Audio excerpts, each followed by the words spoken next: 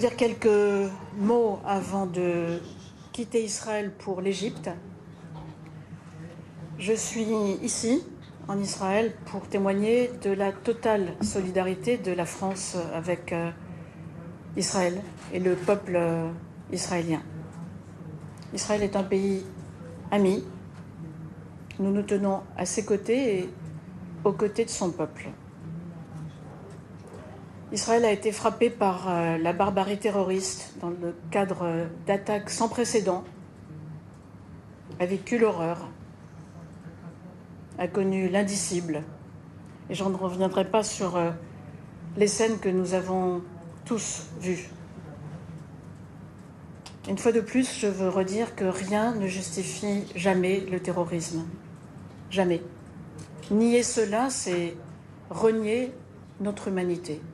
Rien ne justifie jamais le terrorisme. Il ne saurait y avoir ni excuse, ni explication. Et donc je le redis, rien ne justifie jamais le terrorisme et il n'y a pas de « mais ». L'offensive terroriste menée par le Hamas depuis samedi, Hamas groupe terroriste soutenu par d'autres groupes terroristes,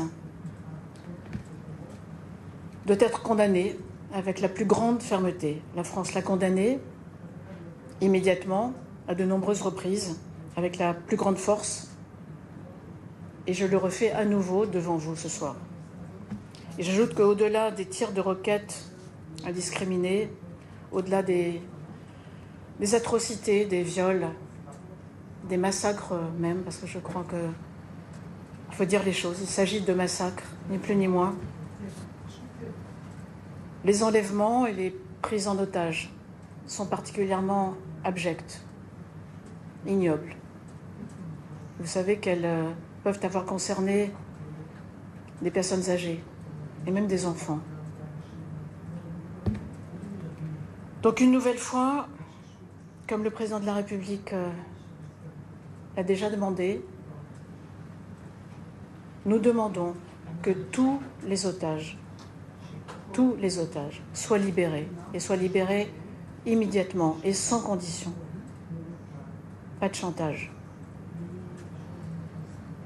Et pour ce qui concerne nos compatriotes, les Français disparus qui pourraient être otages, nous sommes actifs, mobilisés. Nous le sommes en lien étroit, bien sûr, avec les autorités israéliennes, et j'y reviendrai dans un instant. Je suis arrivée hier soir, j'ai eu de nombreux entretiens avec mon homologue Eli Cohen, bien sûr, avec les ministres Derner et Gantz. J'ai pu m'entretenir avec le Premier ministre Netanyahou, avec les représentants des Nations Unies, avec des ONG, avec des personnalités religieuses. Et je repars d'Israël avec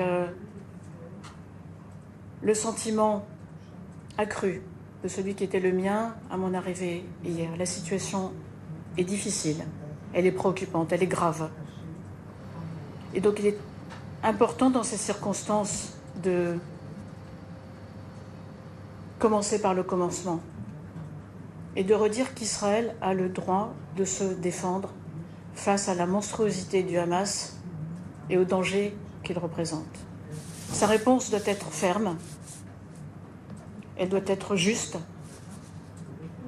elle doit être forte. Elle sera forte si elle est juste. Elle sera juste si elle est conforme au droit international et en particulier au droit international humanitaire et préserve les populations civiles. Israël est une grande démocratie, c'est la marque des démocraties que de respecter le droit. Donc à Gaza comme ailleurs, le président Macron le rappelait hier soir, comme ailleurs, le droit humanitaire doit être respecté. De manière urgente, j'ajoute qu'il est important que les Nations Unies puissent faire entrer de la nourriture, des biens de première nécessité aux populations déplacées dans le sud de la bande de Gaza qui en ont besoin et qui manquent de tout. Vous avez vu sans doute que de l'eau a été partiellement rétablie aujourd'hui, c'est un premier pas, mais quelques heures par jour seulement. Cela étant, ne nous trompons pas, il est important, essentiel même, de se souvenir que le Hamas ne représente pas les Palestiniens.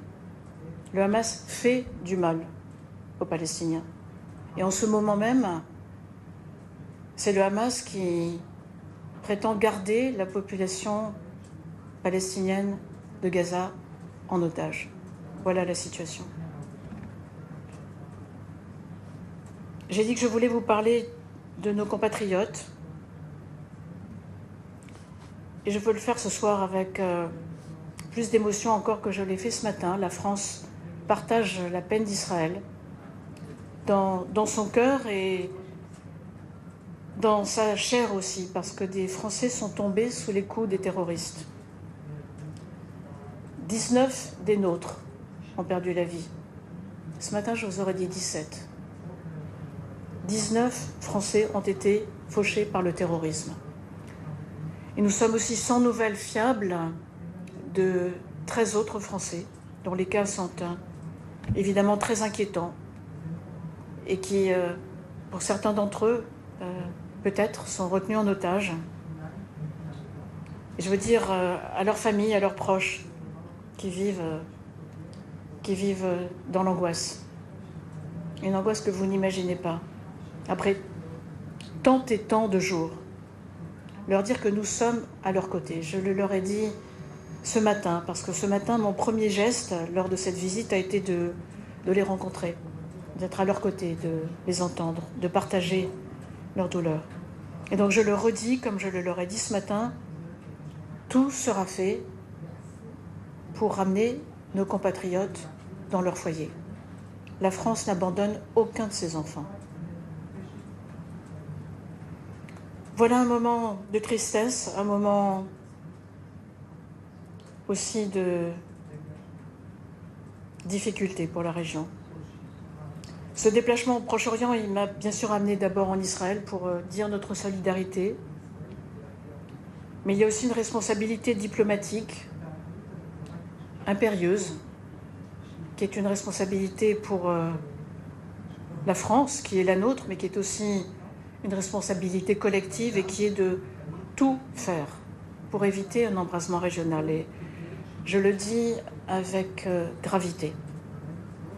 Et donc nous poursuivrons, comme nous le faisons depuis une semaine, nous poursuivrons les efforts que la France déploie pour éviter un embrasement qui ne bénéficierait évidemment à personne, ni ici, ni dans le monde arabe, ni au-delà. Voilà donc sur ce message d'appel à la responsabilité que je quitte Israël, je me rends en Égypte et au Liban pour poursuivre ce travail, contribuer à davantage de stabilité, éviter que la situation empire et ramener, si nous le pouvons, un peu d'espoir dans la région. Et le moment venu, la paix. Merci beaucoup.